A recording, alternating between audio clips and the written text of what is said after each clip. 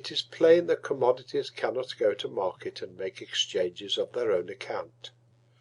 We must therefore have recourse to their guardians, who are also their owners. Commodities are things, and therefore without power of resistance against man. If they are wanting in docility, he can use force. In other words, he can take possession of them. Footnote 1. In the 12th century, so renowned for its piety, they included amongst commodities some very delicate things.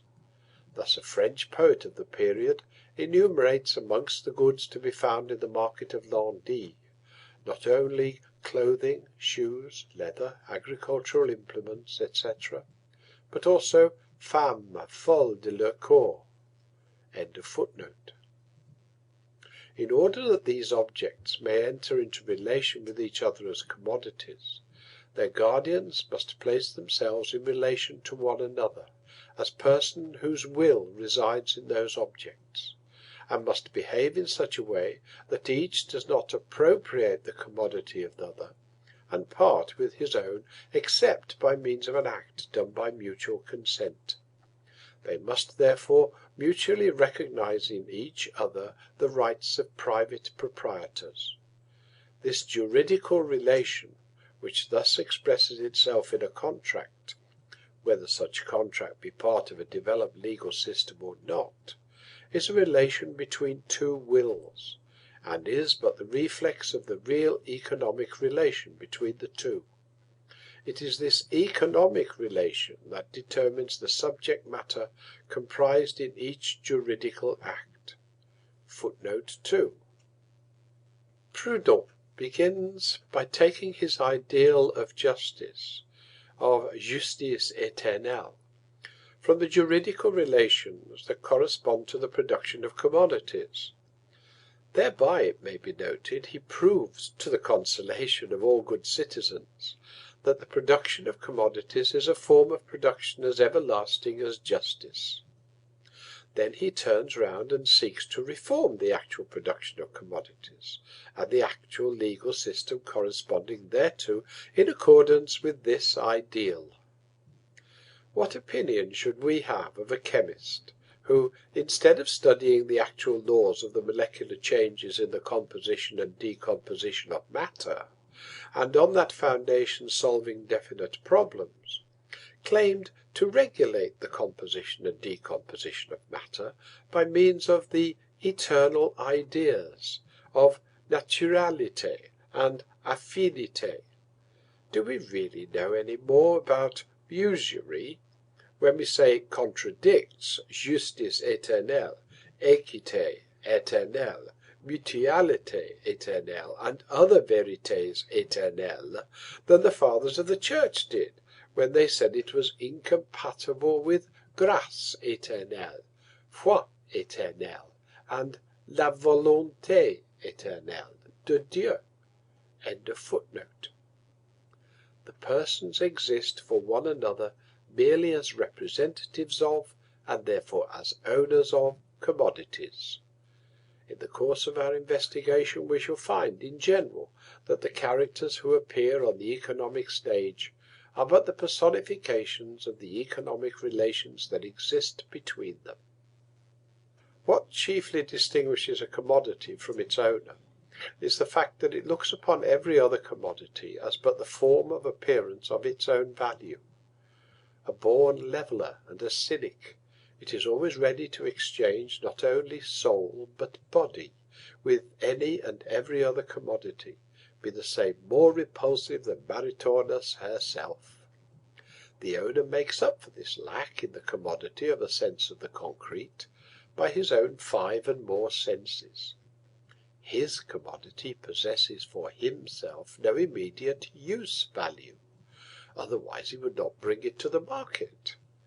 It has use value for others, but for himself its only direct use value is that of being a depository of exchange value, and consequently a means of exchange. Footnote 3. Quotes, "For twofold is the use of every object. The one is peculiar to the object as such, the other is not, as a sandal, which may be worn and is also exchangeable. Both are uses of the sandal, for even he who exchanges the sandal for money or food he is in want of, makes use of the sandal as a sandal, but not in its natural way, for it has not been made for the sake of being exchanged. Close quotes. Aristotle, De Republica, Book 1, Chapter 9. End of footnote. Therefore, he makes up his mind to part with it for commodities whose value in use is of service to him. All commodities are non-use values for their owners, and use values for their non-owners. Consequently, they must all change hands.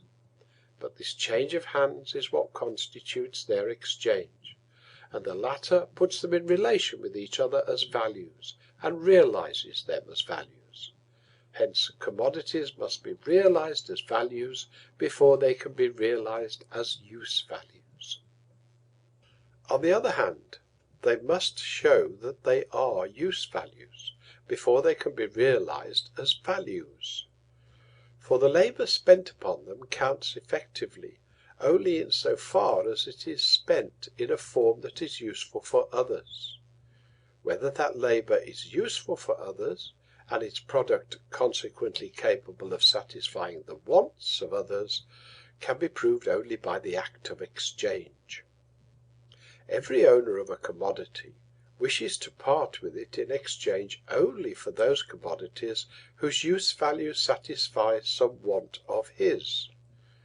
Looked at in this way, exchange is for him simply a private transaction. On the other hand, he desires to realize the value of his commodity, to convert it into any other suitable commodity of equal value, irrespective of whether his own commodity has or has not any use value for the owner of the other. From this point of view, exchange is for him a social transaction of a general character. But one and the same set of transactions cannot be simultaneously for all owners of commodities, both exclusively private and exclusively social and general. Let us look at the matter a little closer. To the owner of a commodity, every other commodity is, in regard to his own, a particular equivalent, and consequently his own commodity is the universal equivalent for all of the others. But since this applies to every owner, there is in fact no commodity acting as universal equivalent, and the relative value of commodities possesses no general form under which they can be equated as values and have the magnitude of their values compared. So far, therefore, they do not confront each other as commodities, but only as products or use values. In their difficulties, our commodity owners think like Faust, quotes, Im Anfang war die Tat, close quotes. In the beginning was the deed, from Goethe's Faust. They therefore acted and transacted before they thought. Instinctively they conform to the laws imposed by the nature of commodities. They cannot bring their commodities into relation as values, and therefore as commodities, except by comparing them with some one other commodity as the universal equivalent. That we saw from the analysis of a commodity. But a particular commodity cannot become the universal equivalent except by a social act. The social action, therefore, of all other commodities sets apart the particular commodity in which they all represent their values. Thereby, the bodily form of this commodity becomes the form of the socially recognized universal equivalent. To be the universal equivalent becomes, by this social process, the specific function of the commodity thus excluded by the rest. Thus it becomes money. Quotes, These have one mind, and shall give their power and strength unto the beast. Revelations 17:13. Quotes, and that no man might buy or sell, save he that had the mark, or the name of the beast, or the number of his name. Revelations 13:17 from the Apocalypse. Money is a crystal, formed of necessity in the course of the exchanges, whereby different products of labour are practically equated to one another, and thus by practice converted into commodities. The historical progress and extension of exchanges develops the contrast, latent in commodities, between use value and value. The necessity for giving an external expression to this contrast for the purposes of commercial intercourse urges on the establishment of an independent form of value, and finds no rest until it is once for all satisfied by the differentiation of commodities into commodities and money. At the same rate, then, as the conversion of products into commodities is being accomplished, so also is the conversion of one special commodity into money. Footnote 4. From this we may form an estimate of the shrewdness of the petit bourgeois socialism, which, while perpetuating the production of commodities, aims at abolishing the antagonism between money and commodities, and consequently, since money exists only by virtue of this antagonism, at abolishing money itself. We might just as well try to retain Catholicism without the Pope. For more on this point, see my work, A Contribution to the Critique of Political Economy, page 61 and following. End of footnote. The direct barter of products attains the elementary form of the relative expression of value in one respect but not in another. That form is X of commodity A equals Y of commodity B. The form of direct barter is X of use value A is equivalent of Y of use value B. Footnote 5. So long as, instead of two distinct use values being exchanged, a chaotic mass of articles are offered as the equivalent of a single article, which is often the case with savages, even the direct barter of products is in its first infancy. End of footnote. The articles A and B in this case are not as yet commodities, but become so only by the act of barter. The first step made by an object of utility towards acquiring exchange value is when it forms a non-use value for its owner, and that happens when it forms a superfluous portion of some article required for his immediate wants. Objects in themselves are external to man, and consequently alienable by him. In order that this alienation may be reciprocal, it is only necessary for men, by a tacit understanding, to treat each other as private owners of those alienable objects, and by implication as independent individuals. But such a state of reciprocal independence has no existence in a primitive society based on property in common, whether such society takes the form of a patriarchal family, an ancient Indian community, or a Peruvian Inca state. The exchange of commodities, therefore, first begins on the boundaries of such communities, at their points of contact with other similar communities, or with members of the latter. So soon, however, as products once become commodities in the external relations of a community, they also, by reaction, become so in its internal intercourse. The proportions in which they are exchangeable are at first quite a matter of chance. What makes them exchangeable is the mutual desire of their owners to alienate them. Meantime, the need for foreign objects of utility gradually establishes itself. The constant repetition of exchange makes it a normal social act. In the course of time, therefore, some portion at least of the products of labour must be produced with a special view to exchange. From that moment, the distinction becomes firmly established between the utility of an object for the purposes of consumption and its utility for the purposes of exchange. Its use value becomes distinguished from its exchange value. On the other hand, the quantitative proportion in which the articles are exchangeable becomes dependent on their production itself. Custom stamps them as values with definite magnitudes. In the direct barter of products, each commodity is directly a means of exchange to its owner, and to all other persons an equivalent, but that only in so far as it has use value for them. At this stage, therefore, the articles exchanged do not acquire a value form independent of their own use value, or of the individual needs of the exchangers. The necessity for a value form grows with the increasing number and variety of the commodities exchanged. The problem and the means of solution arise simultaneously. Commodity owners never equate their own commodities to those of others, and exchange them on a large scale, without different kinds of commodities belonging to different owners being exchangeable for and equated as values to one and the same special article.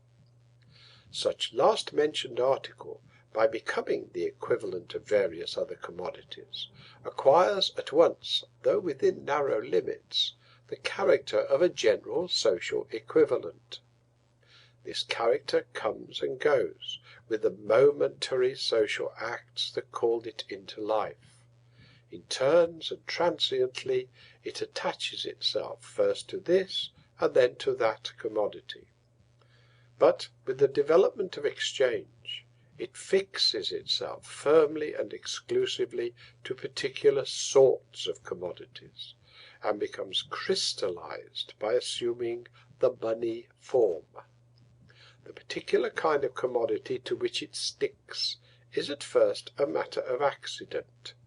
Nevertheless, there are two circumstances whose influence is decisive.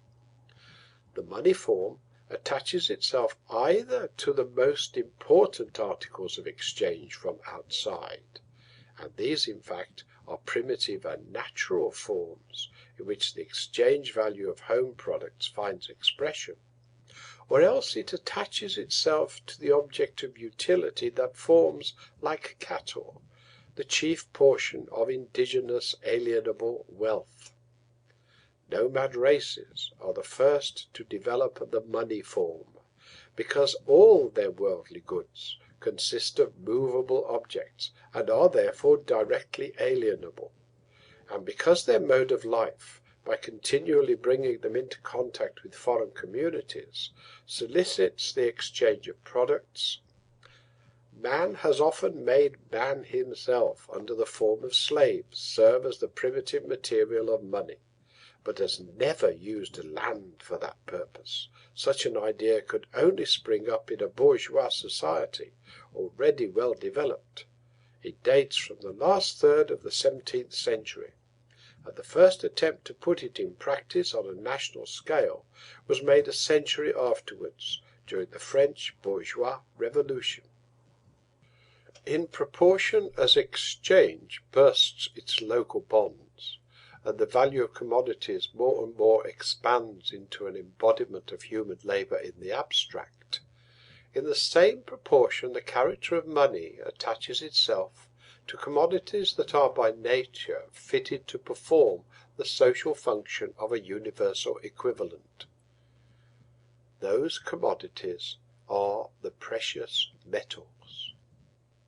The truth of the proposition that, although gold and silver are not by nature money, money is by nature gold and silver, is shown by the fitness of the physical properties of these metals for the functions of money. Footnote 6. Karl Marx, Loco Citato, page 135, quotes, "The metals are by their nature money." Close quotes. Galliani, Della Moneta in Custodis Collection, Parte Moderna, Book 3. End of footnote. And footnote 7. For further details on this subject, see in my work cited above the chapter on, quotes, "The precious metals." Close quotes. End of footnote. Up to this point, however, we are acquainted only with one function of money, namely to serve as the form of manifestation of the value of commodities, or as the material in which the magnitudes of their values are socially expressed. An adequate form of manifestation of value, a fit embodiment of abstract, undifferentiated, and therefore equal human labour, that material alone can be whose every sample exhibits the same uniform qualities. On the other hand, since the difference between the magnitudes of value is purely quantitative, the money commodity must be susceptible of merely quantitative differences, must therefore be divisible at will, and equally capable of being reunited. Gold and silver possess these properties by nature. The use value of the money commodity becomes twofold.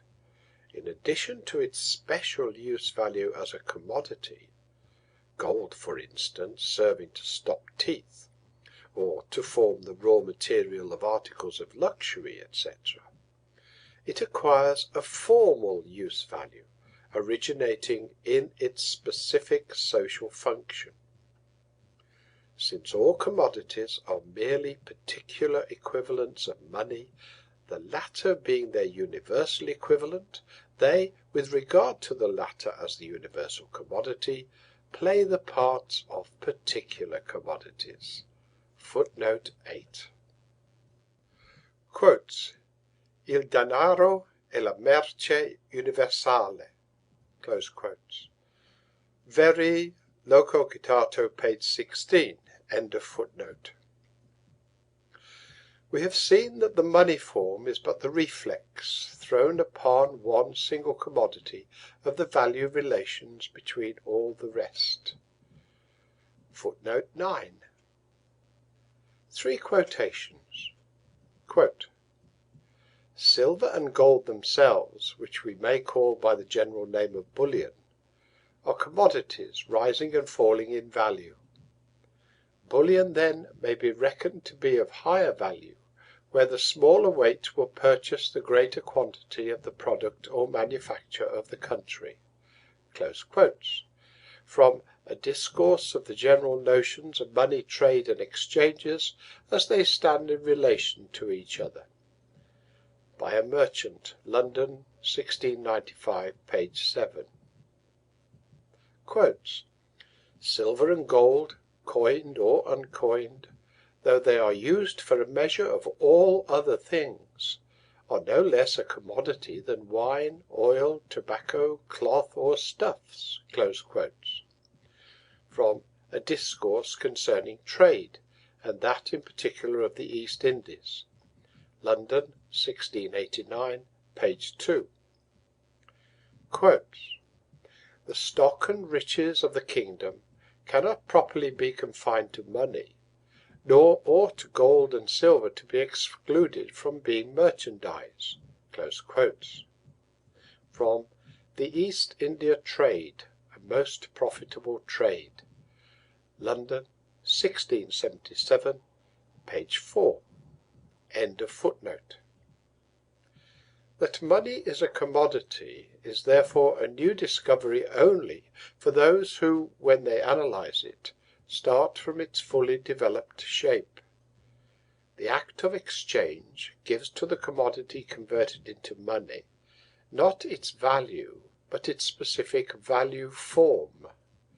By confounding these two distinct things, some writers have been led to hold that the value of gold and silver is imaginary. Footnote 10. Some quotations. Gold and silver have value as metals before they are money. Galliani Loco Citato. Locke says, the universal consent of mankind gave to silver, on account of its qualities which made it suitable for money, an imaginary value. Law, on the other hand, how could different nations give an imaginary value to any single thing, or how could this imaginary value have maintained itself? Close quotes. But the following shows how little he himself understood about the matter. Quotes. Silver was exchanged in proportion to the value in use it possessed, consequently in proportion to its real value. By its adoption as money, it received an additional value, une valeur additionnelle. Close quotes. Jean Law, Considérations sur le numéraire et le commerce, in E. Dare's edition of Economist financier du XVIIIe siècle, page 470. End of footnote. The fact that money can in certain functions be replaced by mere symbols of itself gave rise to that other mistaken notion that it is itself a mere symbol. Nevertheless, under this error lurked a presentiment that the money form of an object is not an inseparable part of that object, but is simply the form under which certain social relations manifest themselves. In this sense, every commodity is a symbol, since, insofar as it is value, it is only the material envelope of the human labour spent upon it. Footnote 11. Some quotations. Money is there the commodity's symbol, and as a symbol it is attracted by the commodities. Close quotes. V. de Forbonnet, Éléments du commerce, nouvelle édition, Leiden, 1766, Book 2, pages 143 and 155. Quotes. Money is a symbol of a thing and represents it. Close quotes.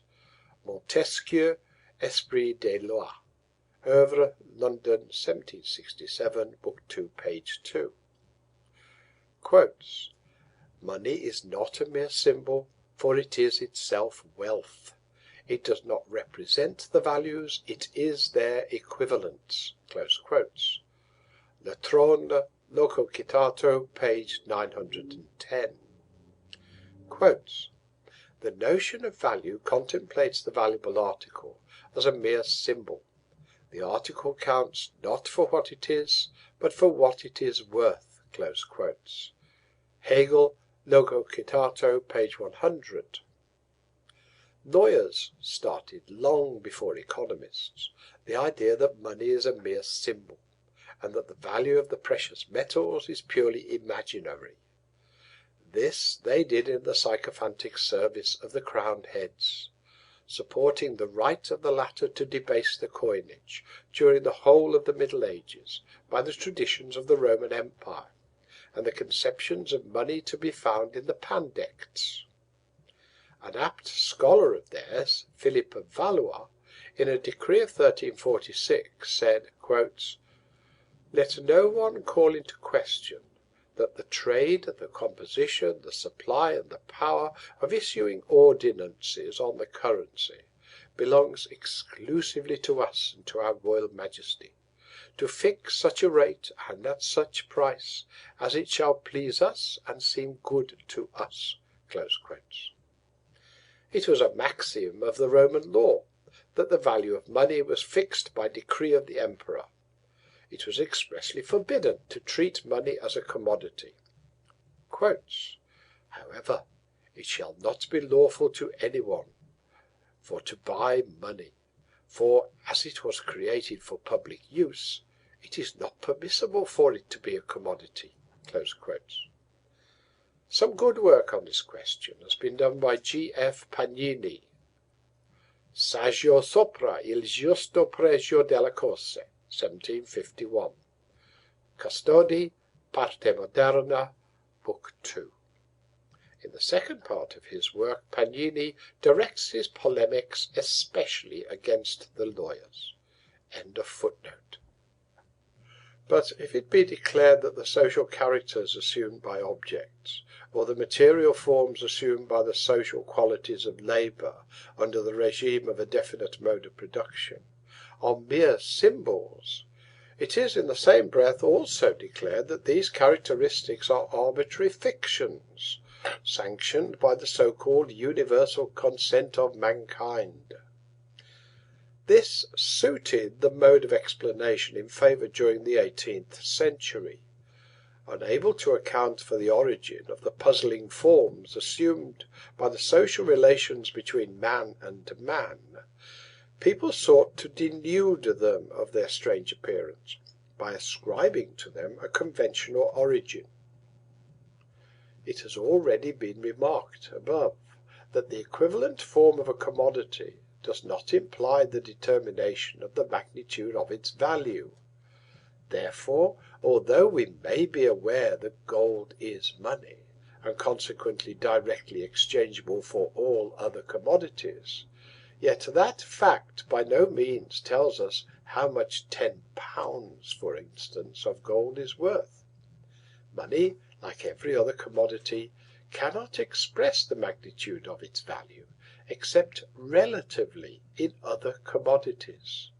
This value is determined by the labour time required for its production, and is expressed by the quantity of any other commodity that costs the same amount of labour time. Footnote 12. Quotes, if a man can bring to London an ounce of silver out of the earth in Peru in the same time that he can produce a bushel of corn, then the one is the natural price of the other. Now, if by reason of new or more easier mines, a man can procure 2 ounces of silver as easily as he formerly did 1, the corn will be as cheap at 10 shillings the bushel as it was before at 5 shillings. Caeteris paribus. Close quotes. William Petty, A Treatise of Taxes and Contributions, London, 1667, page 32. End of footnote.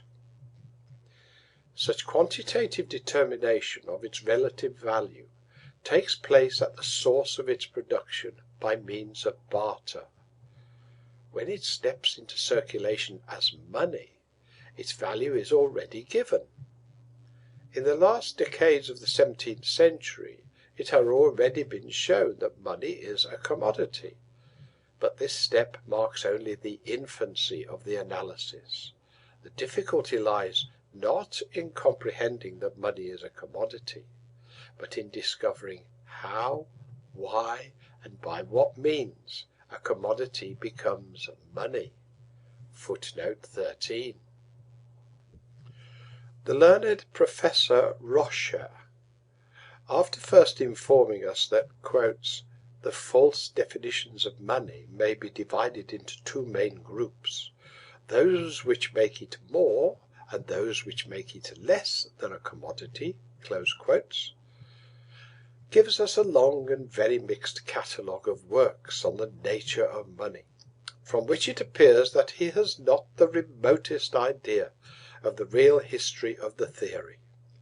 And then he moralizes thus, quotes, for the rest, it is not to be denied that most of the later economists do not bear sufficiently in mind the peculiarities that distinguish money from all other commodities. Close quotes.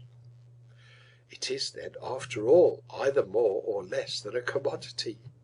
Continue the quote.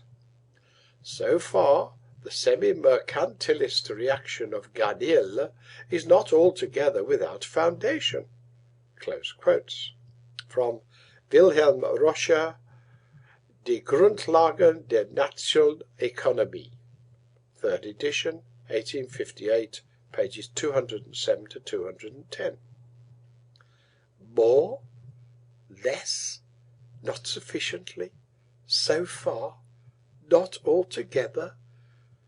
What clearness and precision of ideas and language! And such eclectic professorial twaddle is modestly baptized by Mr. Roscher, quotes, the anatomico-physiological method, close quotes, of political economy. One discovery, however, he must have credit for, namely that money is, quotes, a pleasant commodity. End of footnote.